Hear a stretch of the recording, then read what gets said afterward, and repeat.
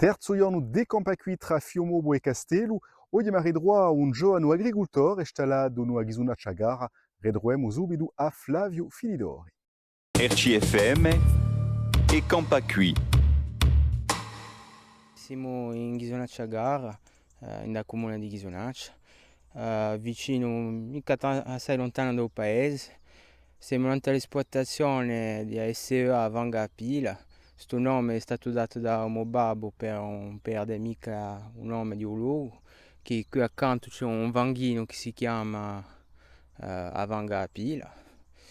E questa esportazione fa 4 generazioni che è tramandata di fiolo in fiolo e io sono la quarta.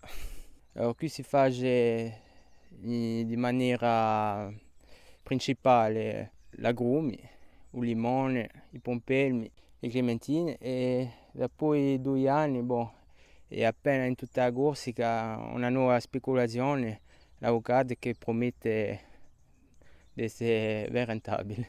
Innanzi alla cugliera, diciamo, cominciamo in gennaio. In gennaio si fa già putera dell'arbore, le clementine.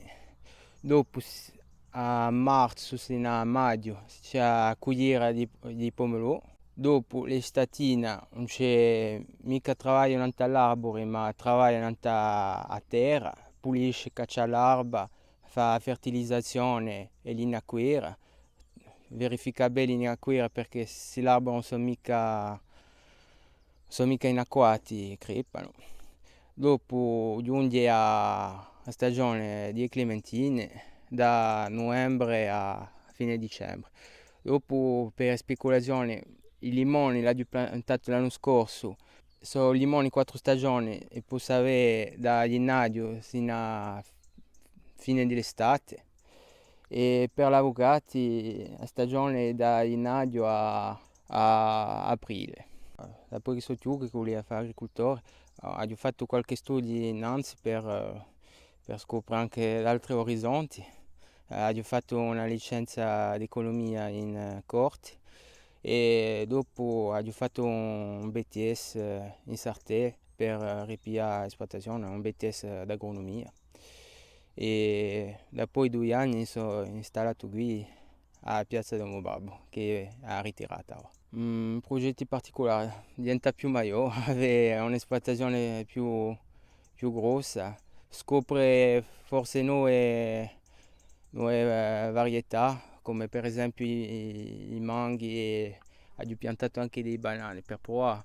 Con il riscaldamento climatico, ci sono mica che lati negativi con il riscaldamento climatico, ci sono anche lati positivi, si possono piantare delle piante come si potevano mica piantare innanzi, allora o contro ce n'è di meno in meno, di tanto in tanto, ma si può provare nuove speculazioni che non si poteva mica provare innanzi. E domani redroeremo un usteriaio che ci aprirà le porte di uso stabilimento e miacciaro. Redroeremo a Jean-Noël Ponteri. A domani dunque per il nostro quarto giorno di Campacqui tra Fiumobo e Castello. RCFM e Campacqui.